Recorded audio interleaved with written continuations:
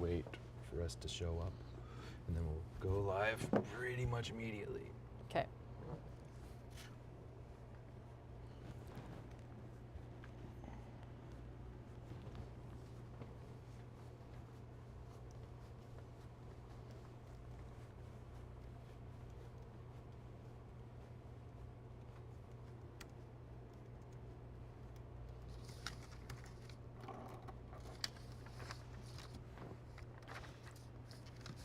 All right.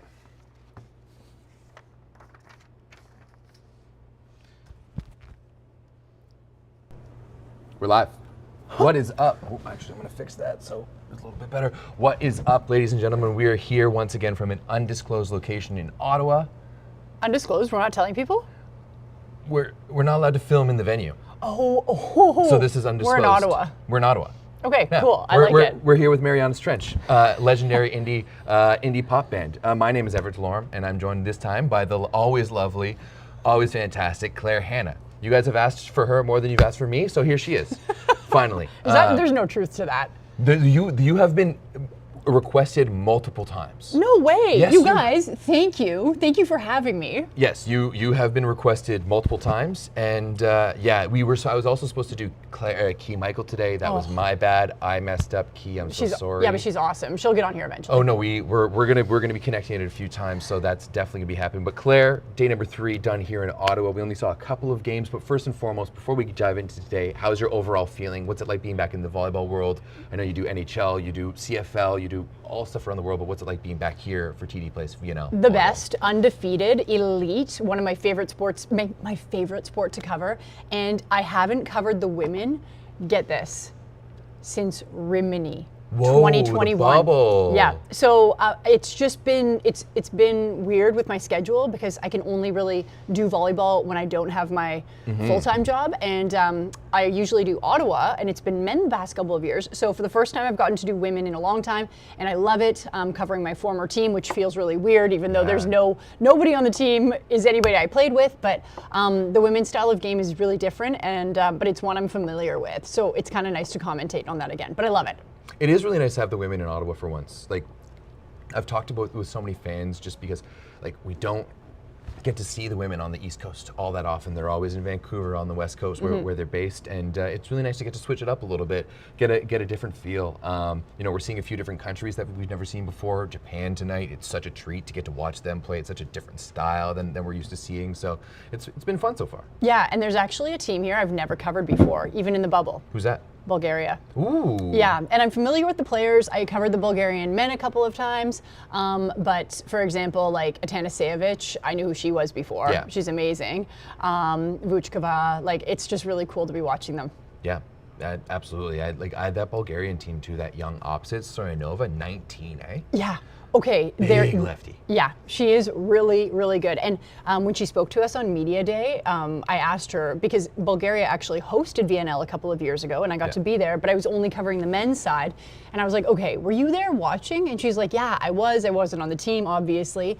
But she said that when she was watching the Bulgarian teams compete, it was her dream one day. She's like, maybe one day I'll be on the court. And now she is. And it's like a full circle moment. She says it's a dream come true. And I feel like she has risen to the occasion. Actually, she's been working, Antonina, who used to play for Bulgaria, was also a lefty.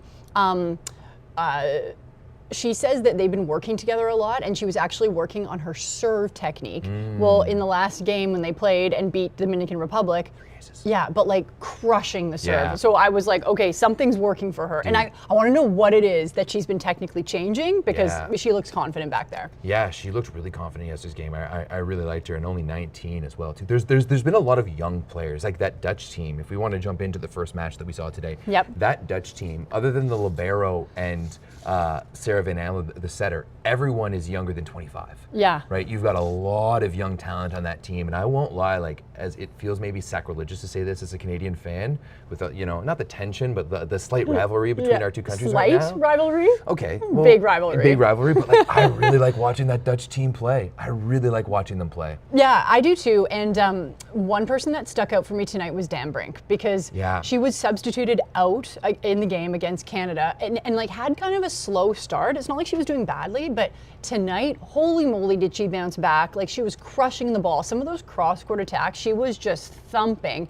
I was really impressed by her. I'm just looking at my roster to be reminded, because sometimes when you cover so many games in a day, they all just bleed into one another. Fondashova.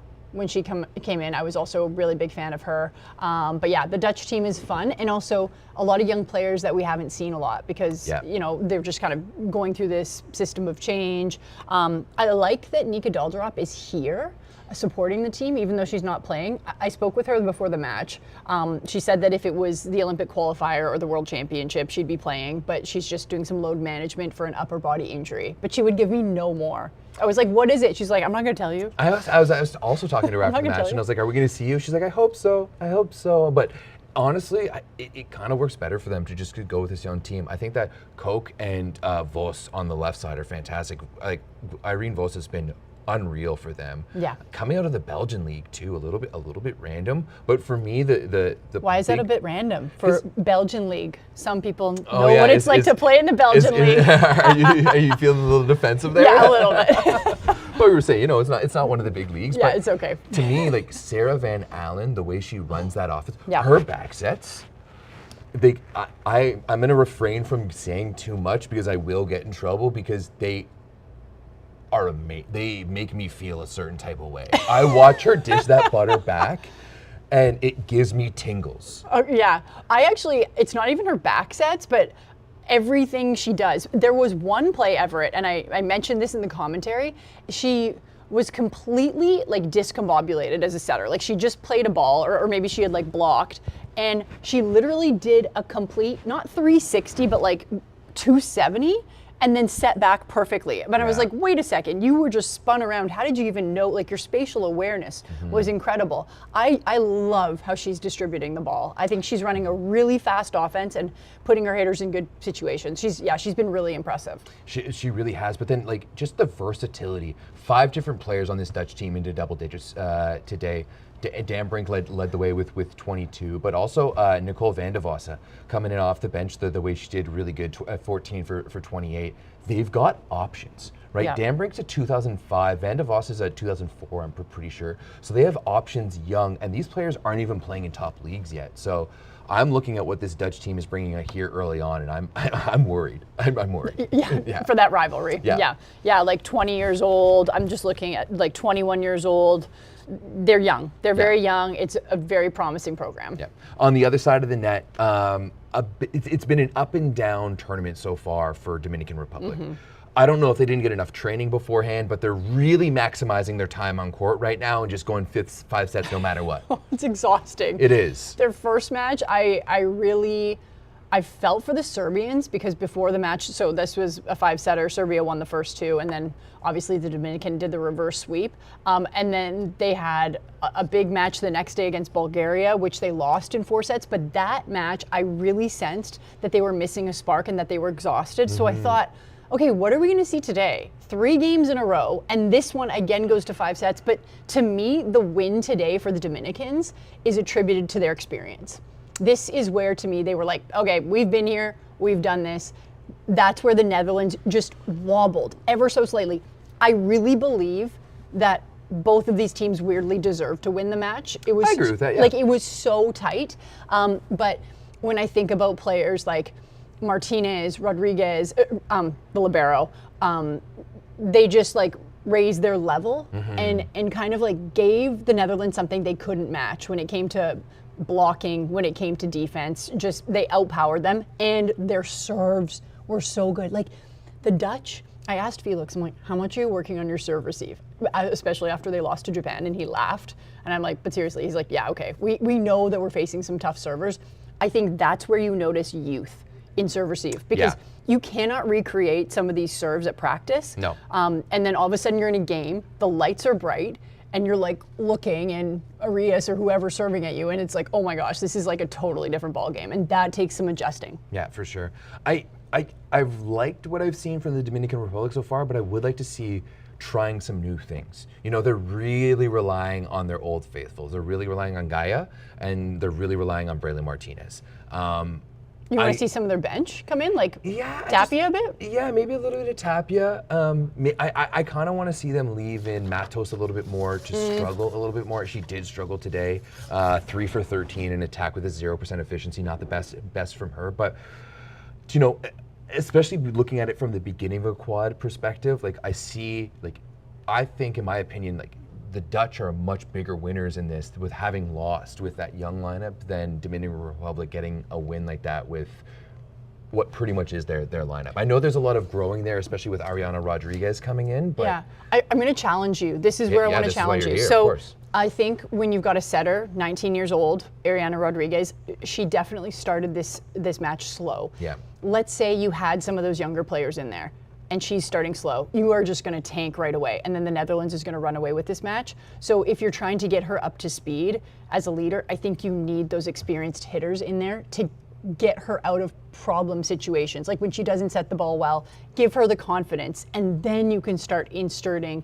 you know, the younger hitters. I just think that's where you need to build a setter's confidence. Yeah. If you surround her with like more youth, it's not going to be good for her confidence. Yeah, and I mean, and I guess to contradict myself as well too, they have been starting Matos, right? They have been starting someone else and not bringing Isabel Pena in until later on, and she's able to come in and stabilize the serve receive a little bit and help them in some out of system situations. But I did feel that this game, especially towards the end of the match, was where I saw Dominican Republic the most engaged in a match emotionally. Like they were there when they were battling for it, which is, we haven't really seen that at times from them throughout this week. Yeah, that's a good point. Again, I spoke with Marcos before the match, and he's like, we're not physically tired, but when you play 3 matches in a row, you become mentally tired. But I think that's where in the 5th set, what did they get out to, an 8-1 start? Or am I mixing this up with another match? No, it was like 8-2 or 8, yeah, at it most was. 8-3, and then they came all the way back. Yeah, for sure. But that's where I'm like, okay, the Dominicans in the 5th were like, game face is on, we are gonna go, let's put the foot to the gas pedal. And that's where that experience, to me, that was the difference maker. Yeah, for sure. Like I think if this match is replayed in 4 years, in 2028, this might go the Netherlands side. Yeah. Truly, like well, let's talk then. I mean, I hope we are.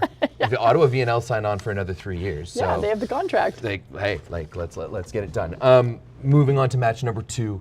This one was a lot less competitive affair. Japan looks so this is my first time getting to see Japanese volleyball in the flesh. Oh, really? Yeah. Dude, well, they've never, like men and women, they've never come to Canada before. Yeah, you're right. Because, well, they usually host. They usually, which they are, but then they're in somewhere else in the world. Oh, that's a very interesting point. It's just like they just play such a different style than we see in North America, and even from the Europeans or the South Americans, and I am mesmerized by the way they play the game. Truly, like I rushed out to get food, and then I put my interviews up, and then just went and sat and watched them pepper. Yeah. The way they move the ball, their technicality, the way they touch it, like everything is so exact. I call it fluid. To me, it's just poetry, and it was the first couple of rallies where Serbia was putting Japan in uncomfortable situations with their blocking, but Japan kept covering them. And usually when teams get a cover ball on like a huge block, it's scramble play, and you're just trying to put the ball over. But Japan kept like, it was just coverage. Oh, perfect. Now it's like a free ball. Let's just reset. Nice high sets, whatever. It was so beautiful. Their trouble balls don't look like trouble balls. Yeah. So, and also I timed both games. So they beat the Netherlands in 1 hour and 15 minutes. Consistency. They beat Serbia in 1 hour and 15 minutes. That is fast. Yeah, it is fast. That's kind of embarrassing. Yeah, I mean, I think when you look at this Japanese team, you do, like, other than Koga, Hayashi, and Inui, they've got the team back. Like, you still have Manami Kojima is something else at libero. Oh my gosh, I love her. She reads. She's like 3 or 4 books ahead on the play. Like truly, like there's so many times where she makes digs look easy because she's just sitting in the cross. She's sitting outside of the shadow of the block. She's just there and ready. So I think she's really economical with her movements. Yes. She doesn't waste a lot of movement because she's like, okay, that's the block shadow. This is where I stand, which also is very disciplined. But when I watch her, there's not a lot of like jitteriness that, and I would say even somebody like Brenda Castillo, who's one of the most amazing liberos that's played the game, she still has that additional movement. But watch Kajima, and it's just small movements. She doesn't waste a lot of energy, and that's where I think it's amazing to watch her. Yeah, it really is. The execution level that Japan is working with is really high, but to me, the level of play that they have in transition, how quickly they're running their transition offense, how aggressively they're running their transition offense. Like, there is one play in particular, it was a hard, like, fast dig to the top tape, and Seki cuts it off and dishes a quick ball to the right side, and Wada crushed it. And it's just, like, as you said, poetry. I like how you went like this for Seki. I'm like, yeah, there's no way. Her hands are like this. Oh, yeah, okay. But I know what you mean. Yeah, I was like cringing when I was seeing your claw hands for Seki. I'm like, yeah, I never do this for Seki. I do like this. Anyways. Well, yeah, it's just really effortless. Oh my goodness. Every year, last year you're pointing out my grays. This year, oh, sorry. Did you remember that? No. We were sitting there talking. You're like, oh, you got gray hair. Like we all do. But yeah, like I am enthralled by watching them, and talking to Farhat Akbash afterwards too. It does.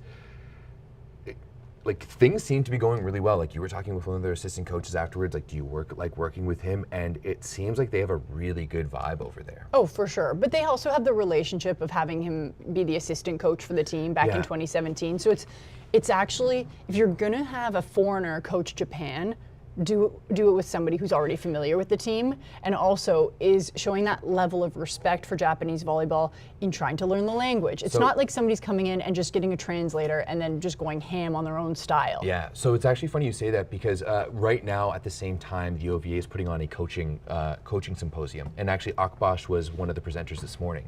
And he talked about in his presentation about how when he went to Japan the first time, it was all about him understanding the traditions and understanding the culture and understanding the people. Beautiful. And understanding how they run everything and how they do everything. And to me, getting to see him coach in person is a lot different than watching him on streams, and it's changed my opinion quite a bit, especially getting to talk to him and whatnot. But it seems like he has a very high level of respect for the tradition and culture that Japan brings. And that's what I'm saying. I don't think you can have a coach come in and coach Japan and get the respect from the players and the federation and fans that hasn't put that work in to understand what Japanese volleyball is really all about. Yeah, 100%. It just seems like this team is having a lot of fun right now. Well, like, they're always smiling. They're always. That's like always. They're always doing that. Like, that's Japanese style. And I'm like looking for them to be a little more aggressive up at the net. That's what the coach wants. And I'm not saying you can't have a smile and also be aggressive, but I think we're starting to see a bit of that transition of being aggressive. I think we've seen it, like, especially with how they're swinging. Like, they're swinging aggressively. They're swinging for the seams. They're not. I don't find that I think in the past I've always seen that Japan tries to maybe extend rallies a little too much, and now they haven't been. Got it. Yeah. Claire, what's wrapping it up? What do you think of going forward? Tomorrow night, Canada, Japan, big showdown. Are we in tough? Okay, let's just, if I were Canada, I'd put one goal out there, and this is a softie. Okay. An hour and 25 minutes. Listen, Japan just looks really comfortable, and there's a lot of new faces on Canada's squad. There's a new coach. One of the things Giovanni told me before their first match, he was like, I don't care if we win or lose. To me, it's about the attitude we're bringing to this match, and he really said it's not about the outcome. I want to see certain things, and he's learning this team. So I really, truly believe that he doesn't care about the outcome against Japan, but he wants them to play a certain way. But I think it's going to be a really, really challenging game for Canada, just based on what we've seen from Japan. Yeah, I don't think he was really happy with the attitude that he saw against the Netherlands, especially like towards the end. Yeah. I heard how they went back and had a very direct team meeting afterwards. Oh, they did. They went back and watched the 3 sets that they lost and did not watch the set that they won. Oh, And it savage. It was very direct, but I think that's Tough love coaching style. Hey, it's good. Yeah, absolutely. Like, I think this might be a bit of a growing pain tomorrow for Canada, but like, hey, we'll be there regardless. Yeah. Awesome. Claire, I know you got to go get your dinner. Thank you very much. Thanks for having me. Of course, as always. Volleyball Source. Bye, guys. Rob and I will be live at 11 a.m. Eastern time tomorrow to do our men's predictions. Okay? Cool. We love you. Bye. Thanks for having me. Thanks for coming. I won't steal this. There we go. Okay, I'm gonna skedaddle. Ryan, Thanks for having me, No, and I'll thank see you you so tomorrow. much. Yeah. Oh my gosh, no problem. That was painless. Not that I expected pain, but I'll see you later. Bye.